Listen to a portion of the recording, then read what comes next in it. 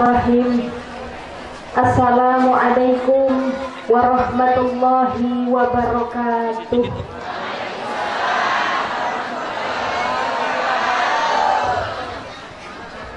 Ibu-ibu sehat, Bu? Kalau bapak-bapak sehat, Pak? Alhamdulillah. Tapi mohon maaf, tadi di awal Nabila salamnya kurang semangat. Bapak-bapak sama ibu-ibu ikut-ikutan jawabnya juga kurang semangat. Boleh diulang salamnya? Biar jawabnya lebih semangat, Bu. Nabila kasih pantun. Kalau bilang Nabila pantun, jawab cakep bisa? Ada Haji Sulam jualan batik. Ibu-ibu yang jawab salam mudah-mudahan semakin cantik. Bapak-bapak mau dapat pantun? Mau apa enggak? Wani piro. Haji Sulam jualan sekuteng. Bapak-bapak yang jawab salam mudah-mudahan semakin ganteng. Assalamualaikum warahmatullahi wabarakatuh.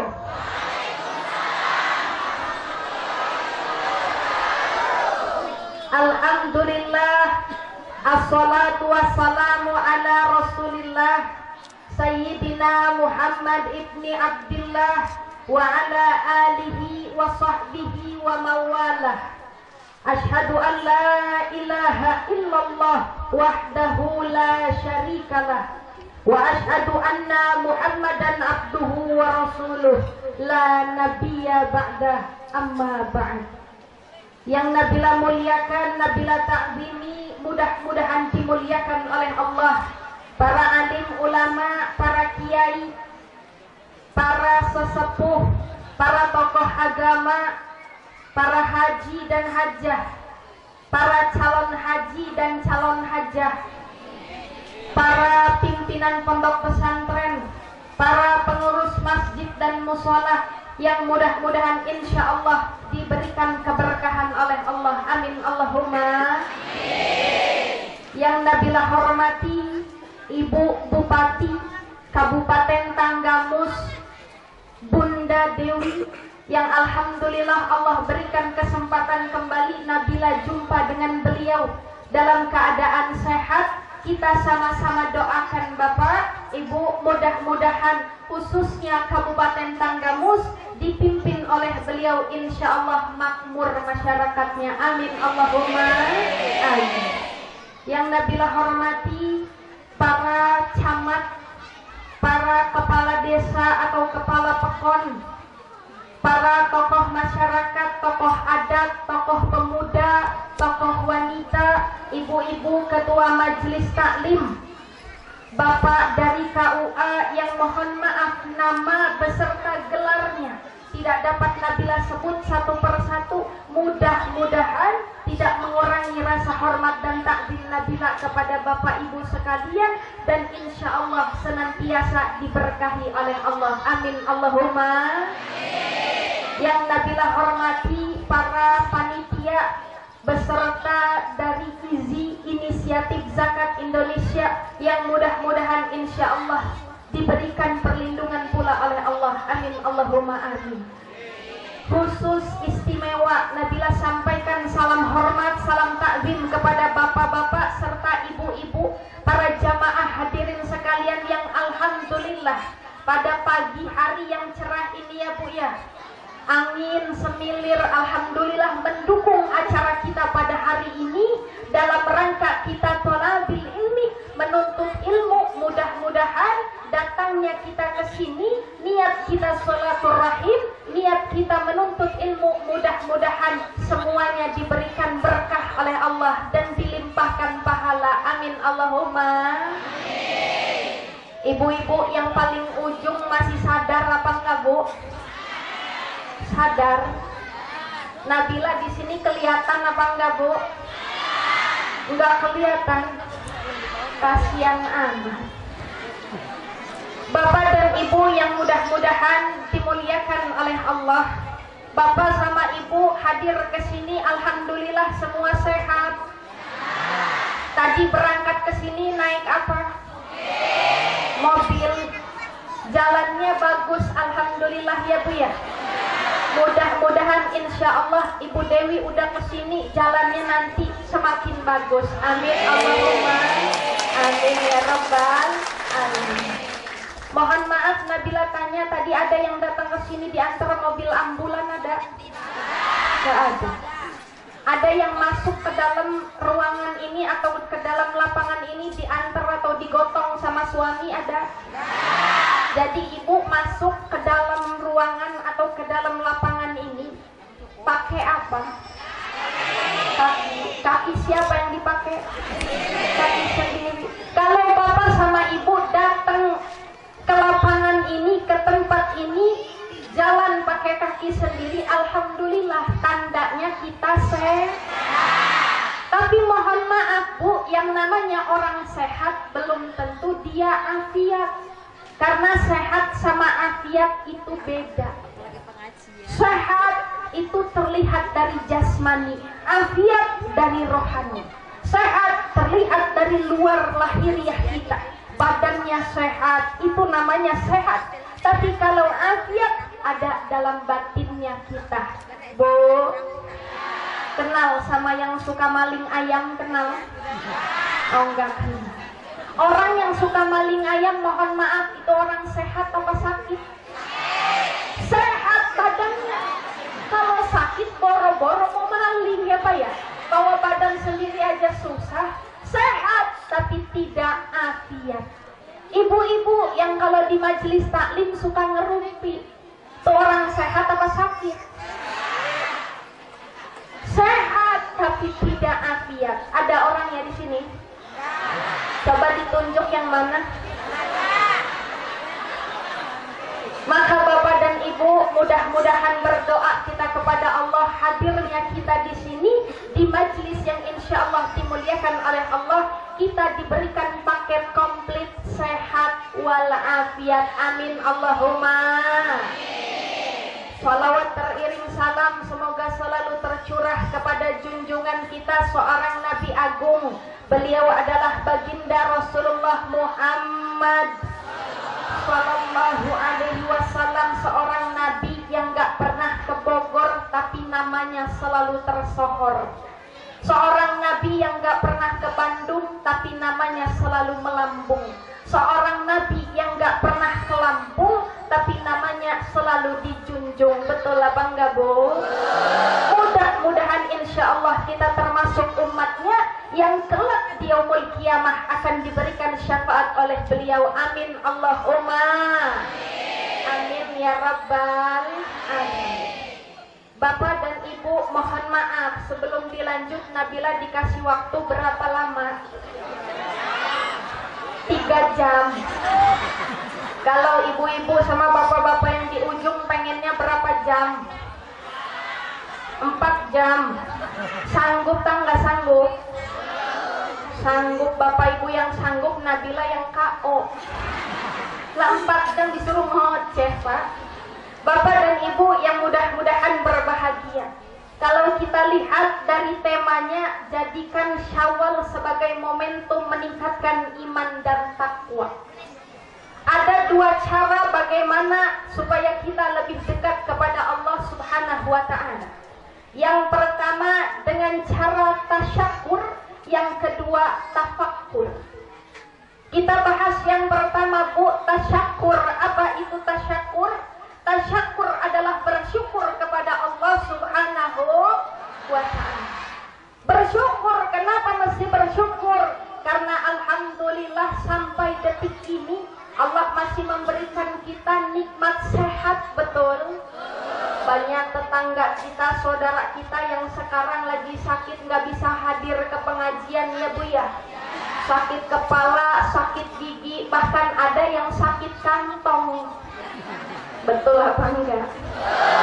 Tapi kita merupakan manusia yang alhamdulillah beruntung karena masih diberikan nikmat sehat, nikmat panjang umur, bisa kumpul di sini dalam pengajian. Alhamdulillah ibu-ibu bisa ketemu sama Nabila, iya apa enggak? Senang apa enggak? Niatnya pengajian apa ketemu Nabila? sekalian, alhamdulillah. Bersyukur, kenapa mesti bersyukur? Bersyukur punya istri yang baik hatinya ya Pak ya. Kalau ngomong lembut sama suami iya apa enggak? Kalau istri Bapak begitu apa enggak? Enggak. Bersyukur ibu-ibu diberikan suami yang alhamdulillah kalau ngasih duit enggak pelit-pelit, alhamdulillah. Suaminya begitu Bu, alhamdulillah. Maka ketika kita bersyukur kepada Allah, mari sama-sama tingkatkan ibadah kita kepada Allah. Karena ketika kita bersyukur, janji Allah pasti. Apa kata Allah? Kalau kita bersyukur nikmatnya ditambah. Tapi kalau kita kufur, hati-hati kata Allah, azabku sangatlah pedih. Maka ketika kita bersyukur, tingkatkan ibadah kita, baik ibadah mahdoh maupun ibadah ghairu mahdoh. Hijrah Bu, kalau kita bicara tentang hijrahnya baginda Rasul, baginda Rasul melaksanakan yang namanya hijrah, ada hijrah fisik dan hijrah batin.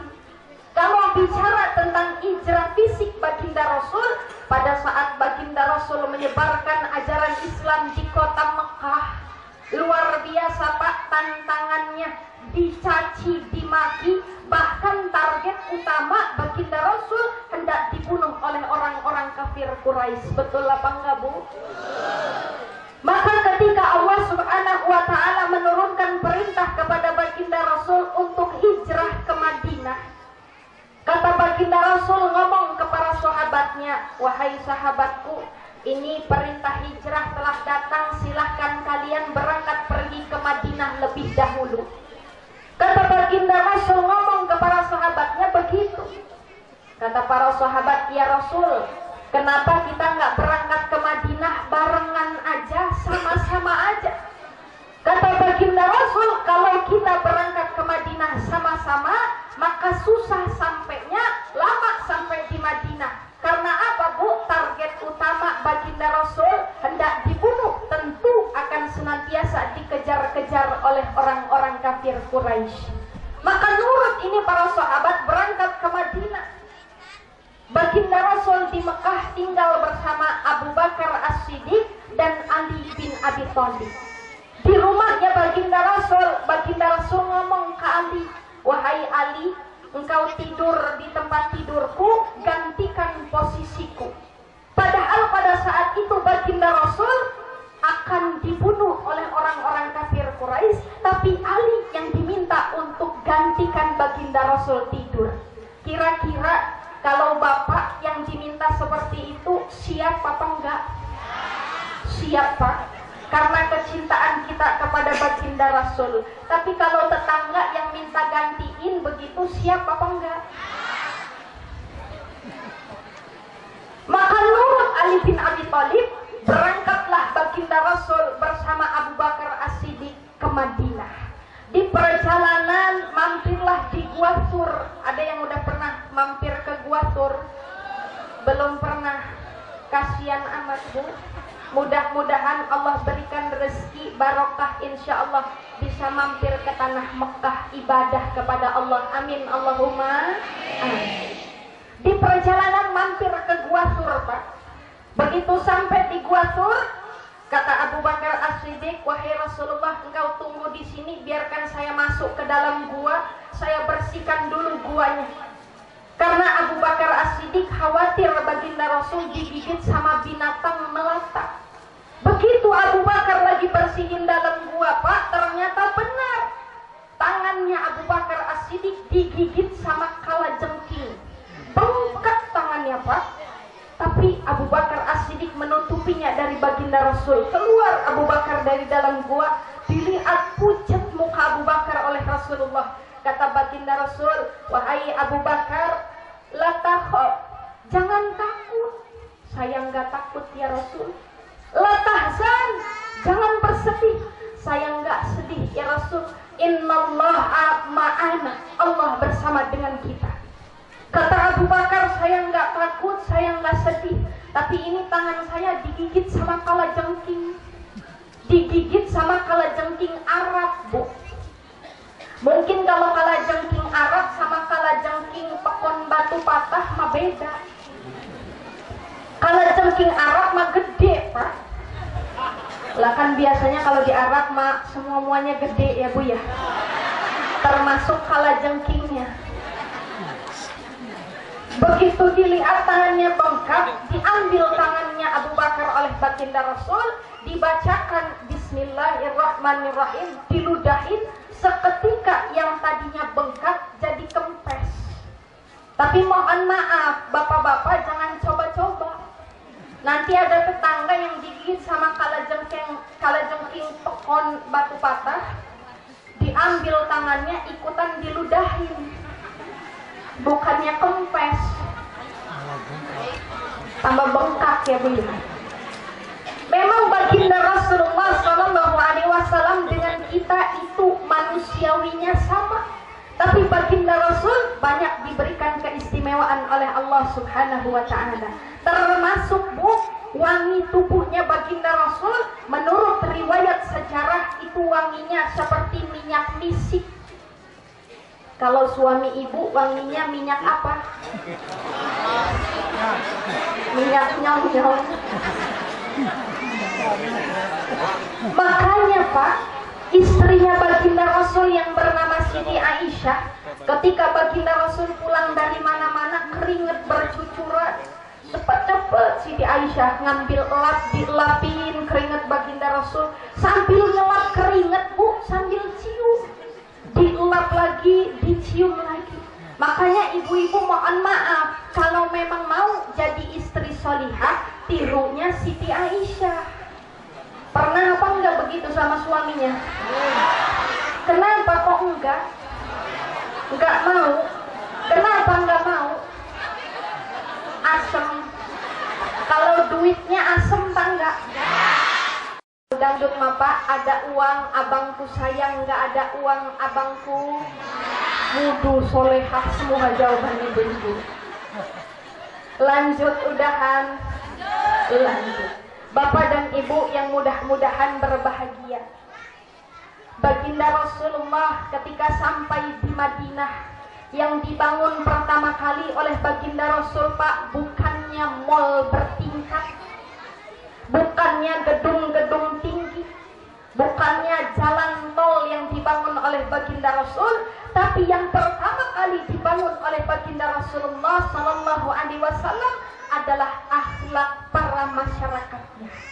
Yang dibangun akidahnya, yang dibangun akhlaknya. Maka ketika masyarakatnya punya akidah dan akhlak yang baik, insya Allah jadi negara yang thayyibatun wa rabbun ghafur. Amin Allahumma amin. Hijrah secara fisik. Maka kalau bulan lalu ibu-ibu masih males-malesan pengajian, alhamdulillah hari ini sudah hijrah. Bapak-bapak kalau biasanya pengajiannya cuma malam Jumat doang ya Pak ya.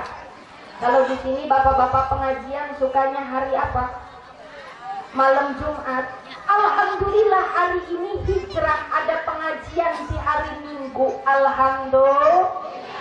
Karena ketika kita hadir di pengajian, hadir di majelis taklim, di majelis ilmu, nggak ada rugi-ruginya Pak. Yang pertama, insya Allah keutamaan kalau kita hadir di majelis ilmu, dosa kita digugurkan oleh Allah Subhanahu wa Ta'ala. Amin Allahumma. Dosa kita sebagai manusia ini banyak ya Bu ya. Ada dosa kita sebagai anak ke orang tua, betul? Ada dosa kita bertetangga, betul? Ada dosa suami ke istri, betul? Ada dosa istri ke suami. Kadang-kadang istri itu Pak, zaman sekarang emang gayanya aneh-aneh. Mohon maaf ibu-ibu, zaman sekarang istri kalau ngebangunin suami gayanya macem-macem. Suami lagi tidur ngebangunin sampai lupa sama nama suami, manggilnya bangun. Lihat tuh udah jam berapa. Lah suami lagi tidur suruh ngeliat jam. Aneh apa enggak? Tapi ada. Yang mana? Coba pakai kerudung warna apa? Merah. Kayaknya suami bapak yang pakai kerudung merah. Kadang-kadang pamit sama suami mau hadir ke majelis taklim. Ibu kalau manggil suami, manggilnya dengan sebutan apa? Bapak, nggak romantis. Nabila manggil suami nyebutnya ayang. Ayang embek. Yang romantis manggilnya.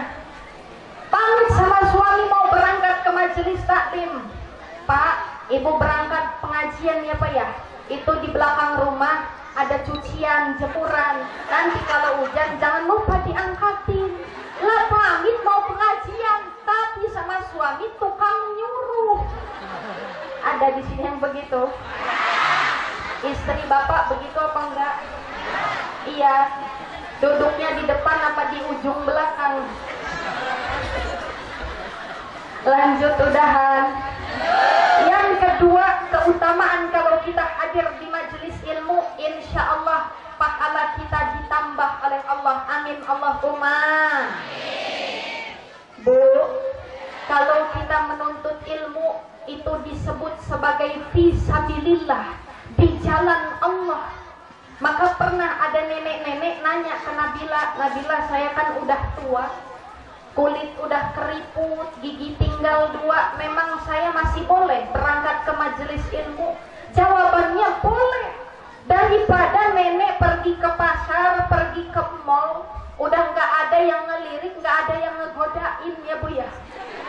Lebih baik rajin datang ke majelis ilmu. Kenapa? Utlubul ilma minal mahdi ilal lahdi. Kata baginda Rasul dalam hadis jelas, baginda Rasul sabdakan, tuntutlah ilmu dari buayan sampai liang lahat. Walaupun umure wis tuwe, untune wis entek, rak tedas mangan peye. Yang namanya menuntut ilmu wajib bagi setiap muslim laki-laki dan muslim perempuan. Setuju? Bu, hadirnya kita di majelis ilmu insya Allah Pak dapat pahala ganjarannya seperti mensolatkan 1000 jenazah. Bapak-bapak pernah nyolatin 1000 jenazah? Belum. Ganjarannya sama seperti menjenguk 1000 orang sakit. Ibu-ibu pernah ngejenguk 1000 orang sakit? Lah emang yang ngejenguk orang sakit tuh nggak pakai modal ya Pak ya? Minimal bawa jeruk 2 kilo. Orang zaman sekarang mah lucu Pak, nengok orang sakit nggak bawa apa-apa, giliran di rumah sakit ngabisin makanan orang sakit. Alasannya malah orang sakit mah nggak doyan makan, mulutnya pahit. Ada di sini yang begitu. Lengkap amat semuanya ada. Tapi nggak usah ditunjuk yang mana orangnya ya Pak ya, udah kelihatan. Bapak dan Ibu yang mudah-mudahan dimuliakan oleh Allah, amin Allahumma amin. Ketika kita hadir Pak di majelis ilmu, insya Allah ilmu kita akan bertambah. Yang tadinya nggak tahu berubah jadi tahu, yang tadinya nggak bisa berubah jadi bisa. Karena kalau kita hidup dengan ilmu, hidup kita akan menjadi mudah. Betul apa enggak? Saat ini, detik ini juga kita sedang memanfaatkan yang namanya ilmu. Ilmu apa? Nih ada mikrofon, ada sound system. Ini namanya ilmu teknologi. Kalau nggak ada mikrofon, nggak ada sound system, Nabila ngomong di depan sini, ibu-ibu yang di atas di ujung sana kira-kira kedengeran apa enggak? Kalau seandainya ngomong nggak pakai mikrofon, nggak ada sound system Pak, kira-kira tadi Bapak sama Ibu requestnya 4 jam. Lecet apa enggak ini tenggorokan ngomong 4 jam nggak pakai mic? Maka dimudahkan hidup kita dengan ilmu. Zaman dulu kakek nenek kita kalau berangkat haji naik kendaraannya kapal laut, lama perjalanan selama 6 bulan. Orang di kampungnya udah pada lupa, kakek kita baru pulang dari haji. Tapi sekarang hidup kita dimudahkan dengan ilmu. Jakarta Jeddah, lama perjalanan cuma 9 jam naik kendaraan pesawat terbang. Dimudahkan kita dengan adanya ilmu, betul Bu? Itu baru ilmu dunia, apalagi kalau kita memperdalam yang namanya ilmu agama. Dalam sebuah hadis disebutkan kalau kita mau dapat kehidupan dunia, kuncinya ilmu. Mau kehidupan akhirat, kuncinya ilmu. Kalau mau kehidupan dunia dan akhirat, kuncinya dengan ilmu. Mohon maaf ibu-ibu, ngaji pengajian rajin, anaknya di rumah diajarin ngaji apa enggak? Diajarin. Anaknya diajarin sendiri apa ditaruh di TPA? Di pondok, ada yang di pondok hebat, ada yang ditaruh di TPA hebat. Yang penting diajarkan anaknya untuk ngaji. Kadang-kadang orang tua zaman sekarang kepengen punya anak solih-solihah, tapi bapak sama emaknya tidak mencontohkan supaya jadi orang tua yang solih dan solihah. Pengen anaknya rajin ke masjid, bapaknya nggak pernah datang ke masjid. Pengen punya anak pinter ngaji, emaknya males baca Al-Quran, iya apa enggak? Orang tua zaman dulu Pak, kalau kepengen punya anak rajin ngaji, ngelihat anaknya males ngaji, nih ada ilmunya supaya anak rajin ngaji. Mau tahu Bapak? Catet. Ibu-ibu bawa buku apa enggak? Bapak-bapak bawa pena? Bawa? Mana penanya? Enggak kelihatan. Oh, pena rahasia. Yang penting kita ilmu eling-elingan, ingat alhamdulillah, gak ingat kita ulang ngajinya, betul Bu? Orang tua kita zaman dulu kalau kepengen punya anak pinter ngaji, ngelihat anaknya males ngaji, nih kata bapaknya, nah kamu masa males ngajinya? Kalau kamu males ngaji, kamu kalah sama binatang yang namanya kodok.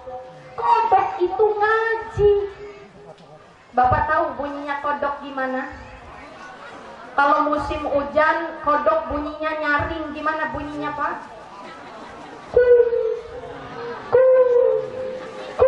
Pernah dengar? Kata si bapak, yuk ikut ke sawah sama bapak, kita ngedengerin kodok lagi ngaji. Begitu ngedenger, kata si anak, mana Pak? Kodok nggak lagi ngaji. Dengerin, coba baik-baik. Didengerin, kata si bapak, itu sebenarnya kodok lagi ngaji. La in syakartum la azidannakum wa la in kafartum. Maka kamu kalau nggak mau ngaji, kalah sama kodok. Kalau adik-adik ngaji apa enggak? Berarti nggak kalah sama kodok. Itu kalau anak-anak nggak ngaji, kalahnya sama kodok. Sekarang pertanyaannya, kalau emak bapak kakek neneknya nggak ngaji, kalahnya sama apanya kodok? Sama engkongnya kodok ya Bu ya. Lanjut udahan. Mohon maaf sebelum dilanjut, bapak sama ibu pernah ngeliat Nabila di mana? Di TV. Kalau di TV dikasih waktu berapa lama? 5 menit. Coba dilihat dulu ini udah berapa lama. Ini mah udah lebih dari 5 menit. Udah 40 menit kayaknya ini ya Bu ya. Lanjut udahan. Mohon maaf kalau dilanjut, biasanya Nabila suka tambah kontrak. Siap apa enggak ini? Siap. Bercanda ya Pak ya. Tapi ya tolong dianggap serius.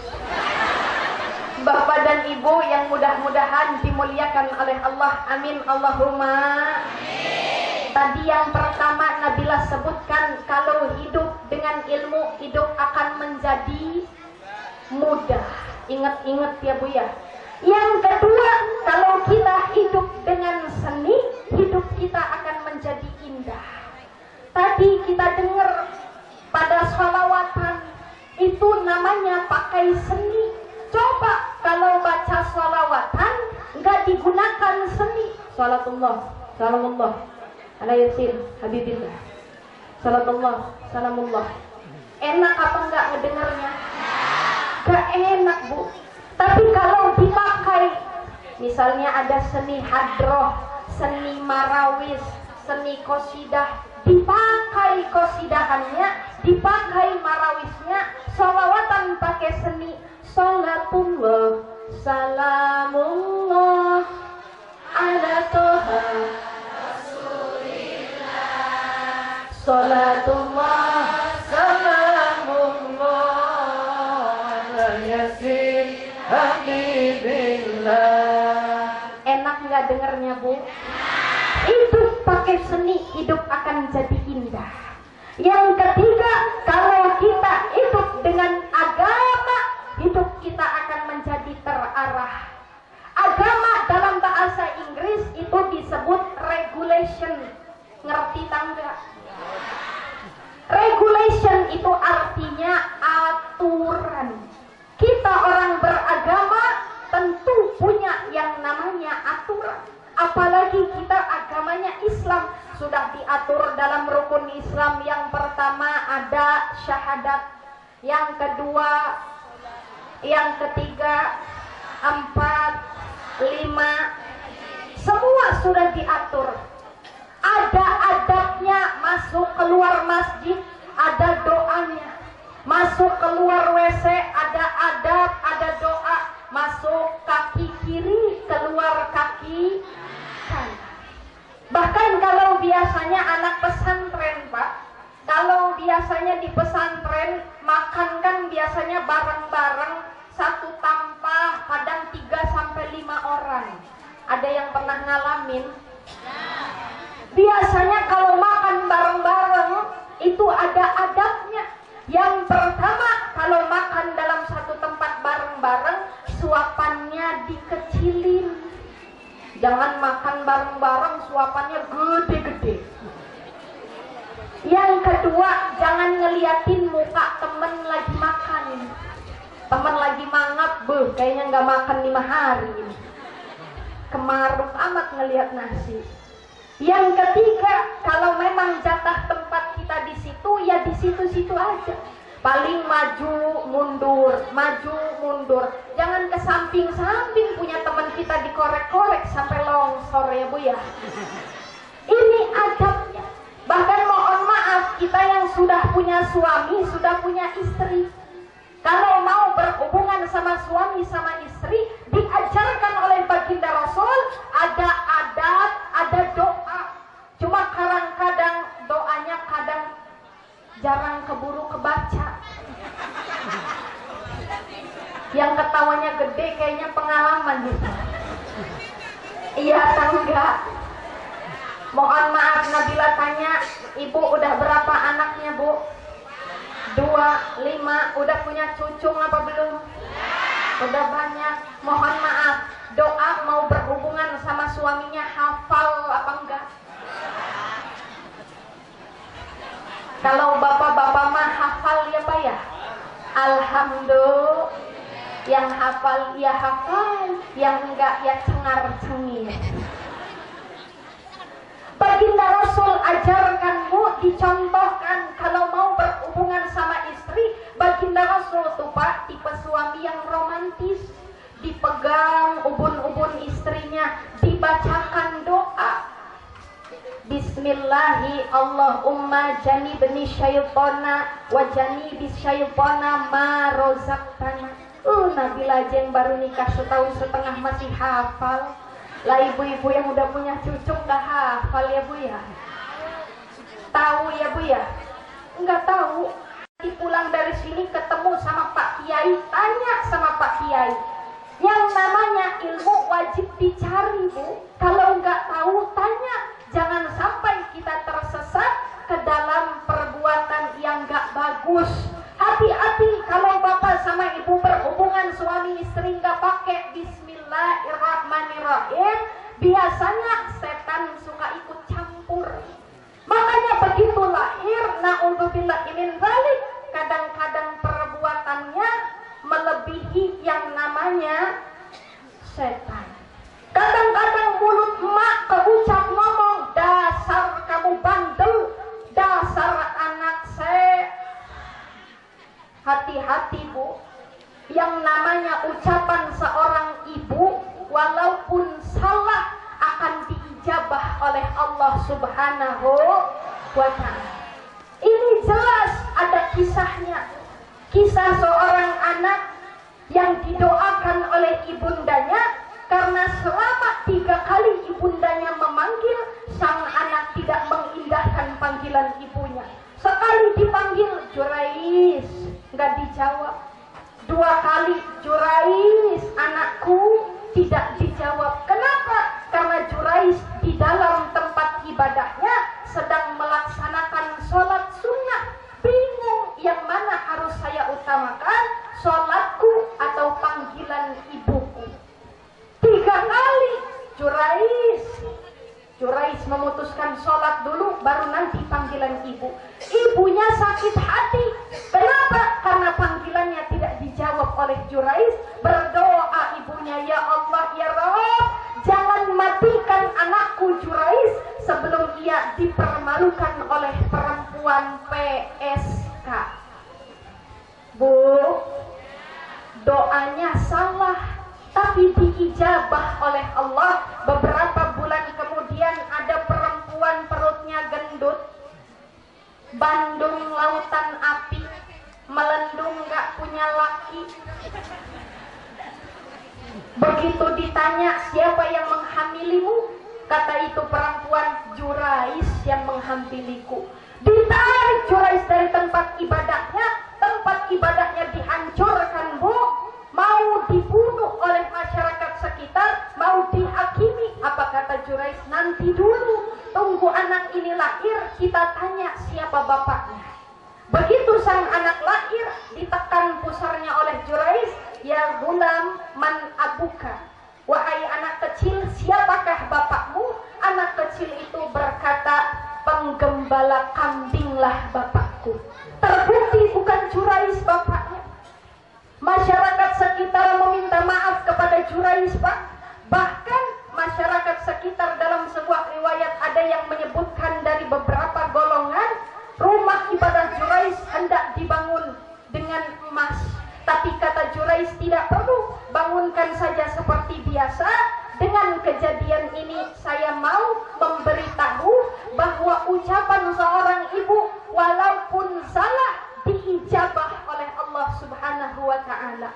Makanya ibu-ibu kalau lagi kesel sama anak, jangan sampai keluar perkataan yang kurang bagus, tapi doakan anaknya, ya Allah nak, mudah-mudahan kalau kamu besar jadi orang sukses, jadi imam besar di Masjidil Haram. Amin Allahumma. Kalau besar nanti kamu jadi penghafal Al-Quran. Amin Allahumma. Amin ya Rabbal Alamin. Bu, lanjut lagi. Sampai jam berapa tadi? Jam 12 kata Pak MC. Nanti kalau jam 12 Bunda Dewi nggak kebagian. Lanjut. Itu dari hal-hal yang lumayan besar, dari hal yang kecil pun Bapak Ibu. Kalau dari agama Islam semuanya sudah dicontohkan, diajarkan oleh baginda Rasul, hal terkecil termasuk cara makan sama cara minum. Nih baginda Rasul contohkan, kalau mau minum posisinya duduk, minumnya pakai tangan kanan kata baginda Rasul Bu. Jangan lupa baca bismillah, sunnah 3 kali tegukan bismillahirrahmanirrahim baru diminum.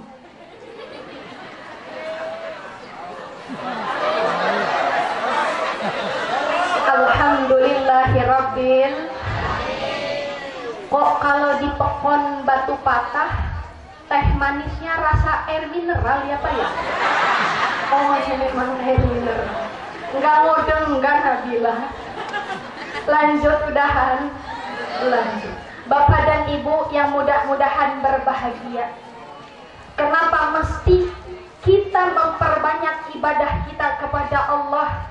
Karena kita sebagai manusia diciptakan oleh Allah Subhanahu wa Ta'ala, tujuannya untuk ibadah, memperbanyak ibadah kepada Allah. Betul apa enggak? Yang namanya kita kita manusia ini adalah makhluk yang bernyawa. Sudah pasti dipastikan bahwa setiap makhluk bernyawa akan menjumpai yang namanya kematiannya. Kullun nafsin dha'iqatul maut. Setiap yang bernyawa pasti akan berjumpa dengan kematiannya. Entah kapan, entah di mana tempatnya, kapan jamnya, kapan harinya, kita tidak tahu, Bu. Mungkin bisa aja 1 bulan lagi, 1 minggu lagi, atau mungkin besok, atau bisa jadi setelah keluar dari majelis ini ya Pak ya, kita mati semua kecuali Nabila. Semuanya tidak ada yang tahu. Maka ketika ada orang solih yang hendak meninggal dunia, malaikat Israel ngadu kepada Allah, ya Rob, ini di dunia ada orang solih yang akan meninggal dunia, saya cabut nyawa dari mana ya Rob? Kata Allah, cabut lewat matanya.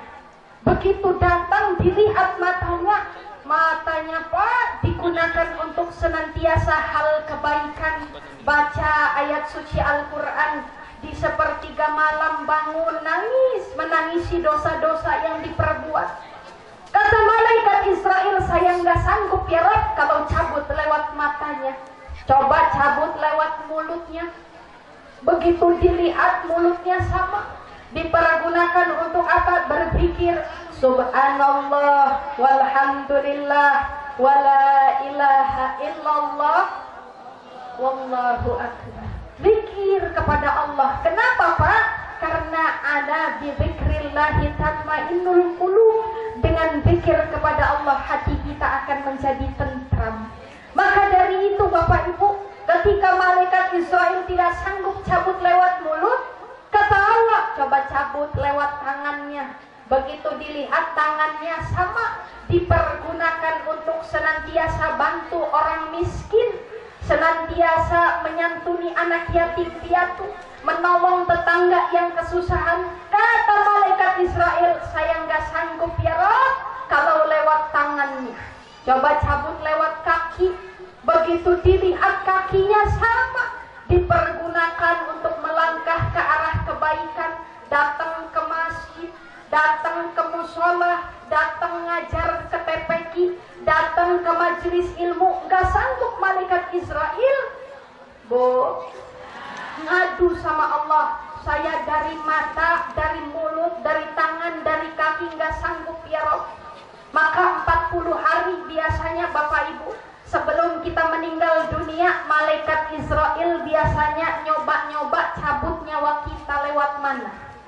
Maka hati-hati kalau Bapak Ibu udah sering kakinya kerasa kram, kerasa encok, pegelinu, hati-hati, bisa jadi itu malaikat Israel. Ada yang udah kerasa. Diingatkan kita oleh Allah, ada uban di kepala Pak, ada yang udah ubanan. Ibu-ibu uban udah banyak. Ini uban lampu kuning dari Allah, diminta hati-hati, diingatkan kita bahwa hidup hanya sementara, tidak untuk selamanya. Betul Bu? Kata malaikat Israel, saya nggak sanggup cabut lewat mata, mulut, tangan, kaki.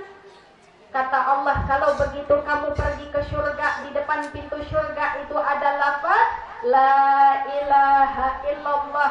Bawa ke hadapan orang mukmin yang akan meninggal dunia, maka dengan mudah lisannya mengucap la ilaha illallah Muhammadur Rasulullah, meninggal dalam keadaan husnul khatimah. Diumumin di masjid, inna lillahi wa inna ilaihi raji'un.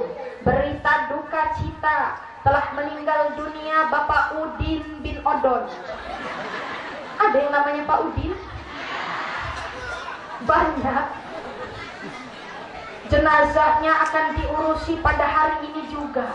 Datang ibu-ibu, bapak-bapak dari Pekon Batu Patah pada ngelayat. Begitu ngelihat jenazahnya Pak Udin, Masya Allah Bu, enak dilihatnya. Matanya mejem, ada senyum kecil di bibirnya, kayaknya menandakan bahwa Pak Udin meninggal dalam keadaan berbahagia. Alhamdulillah. Kata ibu yang satunya, emang iya Bu, insya Allah Pak Udin meninggalnya husnul khotimah. Kenapa? Karena semasa hidup Pak Udin terkenal orang baik di Pekon Batu Patah. Sholatnya rajin ke masjid, ngajar anak-anak ngaji, sedekahnya rajin. Kalau ada tetangga yang kesusahan, dia yang maju paling depan. Insya Allah meninggalnya dalam keadaan husnul khatimah. Amin Allahumma. Tapi coba kalau ada orang yang semasa di hidupnya senangnya melakukan yang tidak baik, senangnya main judi, senangnya cekek botol, maling ayam, senangnya ngerumpi, bohong, senangnya sama orang tua, senangnya selingkuh di rumah tangga. Hati-hati, begitu malaikat Israel ngomong, ya Rob, saya cabut nyawanya lewat mana? Kata Allah, lewat mata, mulut, tangan, kaki, jadikan satu, tarik semuanya. Na'udzubillahi min dzalik. Bu, Ibu, maka hati-hati, mumpung kita masih diberikan panjang umur, sehat, sama-sama kita berlomba-lomba dalam kebaikan, fastabiqul khairat. Mari sama-sama kita tingkatkan ibadah kita kepada Allah Subhanahu wa ta'ala. Ketika jenazah sedang dimandikan, Pak, diurusi oleh pengurus jenazah, datang malaikat membisikkan di telinga jenazah, anak Adam, mana tubuhmu yang dulu ketika hidup di dunia engkau kekar bertenaga, sekarang engkau tidak berdaya. Anak Adam, kata malaikat, mana lisanmu yang dulu ketika hidup di dunia fasih engkau berbicara, sekarang bungkam tidak dapat berkata. Selesai dimandikan, dimasukkan, Pak, untuk apa? Dikafani, ditutup mata kita, telinga kita, pakai kapas. Sekarang Bapak Ibu pakai baju warna-warni, harganya mahal. Nanti ketika kita meninggal dunia, semuanya sama, pakai kain warnanya putih, harganya murah, namanya kain kafan. Selesai dikafani, dimasukkan ke dalam kendaraan angker, namanya keranda. Kalau di sini namanya apa, Pak? Banduso. Namanya banduso. Banduso ini punya semboyan. Semboyan banduso, siapa masuk pasti mati. Ya memang salah Nabilah ngomong tuh. Banduso ini kendaraan angker. Kenapa angker? Supirnya 4, penumpangnya 1. Kalau ibu-ibu naik mobil, supirnya ada berapa? Penumpangnya? Banduso keterbalikannya. Di dunia kita punya anak banyak, punya harta, mobil mewah, rumah bertingkat. Meninggal dunia, semuanya ditinggal. Ketika anak baru lahir di dunia menggenggam tangannya, ini mengartikan bahwa ia membawa janji dari Allah Subhanahu wa ta'ala. Dan ketika orang meninggal melepas tangannya, ini artinya melepaskan semua yang dimiliki semasa hidupnya. Bu, ibu bapak sekarang hidup di dunia punya anak banyak, ada 8. Coba sekarang masih hidup, ditanya anaknya satu-satu, nah nanti kalau bapak meninggal dunia, siapa hayo yang mau ikut bapak ke dalam kubur? Ada apa enggak? Tak ada. Ibu punya suami, ibarat kata suami ibu cintanya cinta mati. Ketika seorang istri meninggal dunia, nangis memang nangis ya Pak ya. Tapi ya paling cuma 7 hari. Besoknya kawin lagi. Ada di sini yang begitu? Banyak Bu. Maka dari itu punya harta, punya mobil, semuanya ditinggal, betul apa enggak? Selesai kita dibawa untuk disolatkan. Selesai disolatkan, diantar kita Bu, ketika di dalam kubur, masuk kita ke dalam kubur, begitu selesai orang-orang sudah pada meninggalkan kita, datang malaikat rahmah. Kata malaikat rahmah, utlubil hasanah, tulis semua amal perbuatan baikmu selama hidup di dunia. Saya nggak bawa pena ya malaikat, tulis pakai jari telunjukmu. Nggak ada tinta ya malaikat, tulis pakai air liurmu. Saya lupa nggak bawa kertas, sobek itu kain kafanmu, tulis semua amal perbuatan baikmu selama di dunia. Selesai nulis amal perbuatan baik, datang dua malaikat mungkar nakir. Kalau yang meninggal orang solih, begitu malaikat mau tanya man rabbuka, susah keluarnya. Kata malaikat nakir, kenapa Kar? Nggak tahu nikir. Lah udah CS mah boleh Bu manggilnya Kar sama Kir. Coba saya, kata malaikat nakir, susah keluarnya. Maka karena rahmat dari Allah Subhanahu wa Ta'ala, orang solih yang meninggal dunia dalam keadaan husnul khatimah, insya Allah disiapkan tempat terbaik. Nah, mudah-mudahan kita termasuk ke dalam golongan yang demikian. Amin Allahumma.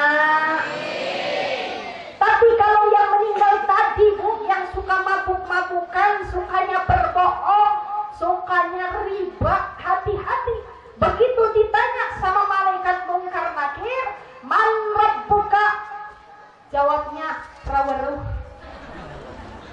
Wa man nabiyuka, mak pandai. Hati-hati.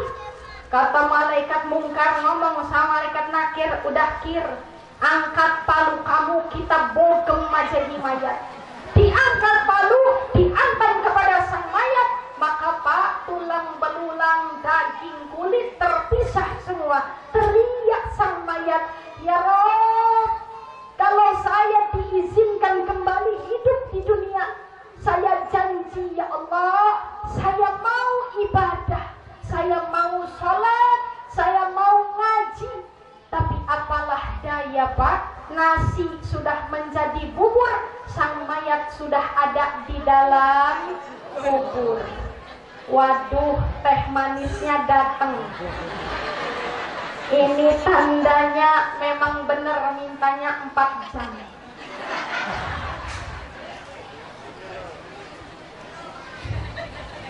Bu, lanjut apa udahan?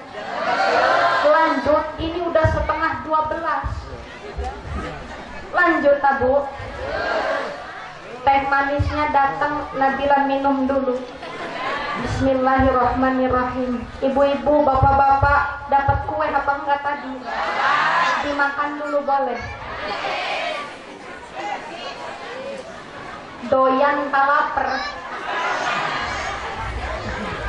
Bapak dan ibu yang mudah-mudahan dimuliakan oleh Allah, amin Allahumma amin ya rabbal alamin.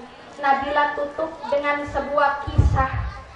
Ini adalah kisah nyata, benar terjadi pada zamannya Abu Bakar As-Siddiq. Bapak sama ibu kenal sama Abu Bakar? Kenalan di mana? Abu Bakar As-Siddiq adalah sahabat baginda Rasul. Ketika zamannya Abu Bakar As-Siddiq ada orang yang meninggal dunia, kebetulan Abu Bakar As-Siddiq yang menjadi imam pada saat sang mayat sholat. Selesai jenazahnya diurusi, dimandikan, dikafani, lalu disolatkan. Ketika sedang disolatkan Bu, yang pertama pada takbir pertama Allahu Akbar, baca Al-Fatihah. Takbir kedua Allahu Akbar, baca sholawat Nabi. Mayat yang sedang disolatkan tiba-tiba bergerak. Kalau bahasa Nabila namanya uyek-uyekan. Tahu uyek-uyekan? Apa? Gerak-gerak, goyang-goyang. Kaget Abu Bakar As-Siddiq, mundur 1 langkah, dibuka itu kain kafan,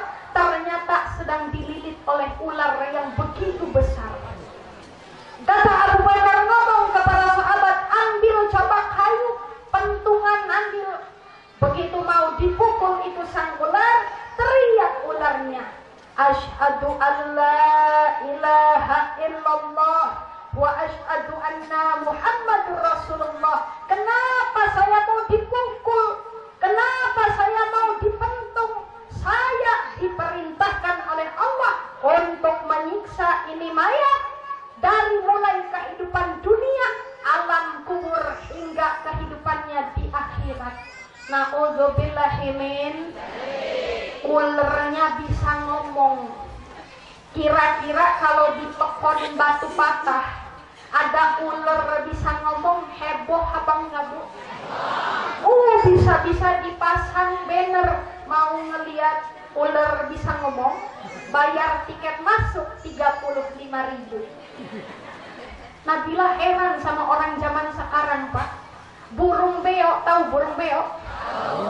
Cuma bisa ngomong assalamualaikum, assalamualaikum. Bayarannya 15 juta harga burung beo. Nggak ada setengah-setengahnya dari bayaran kiai. Betul apa enggak Pak Kiai? Cuma bisa ngomong assalamualaikum. Lah kiai mah kalau ceramah ayat Al-Quran dibawa, hadis disampaikan 1,5 jam. Kadang-kadang mintanya 4 jam ya Bu ya. Tapi kita balik. Kenapa Bu? Permasalahannya kok bisa sang mayat dililit oleh ular yang sangat besar? Yang pertama, karena semasa hidupnya sang mayat sholat. Sholat mah sholat Bu. Sholat Pak, tapi tidak pernah melaksanakan sholat berjamaah. Tuh hati-hati. Masjid dekat, suara azan kedengeran, sholatnya bapak-bapak mah di rumah aja di rumah. Ibu-ibu kalau ngelihat suami ada di rumah nggak sholat ke masjid, ditegur.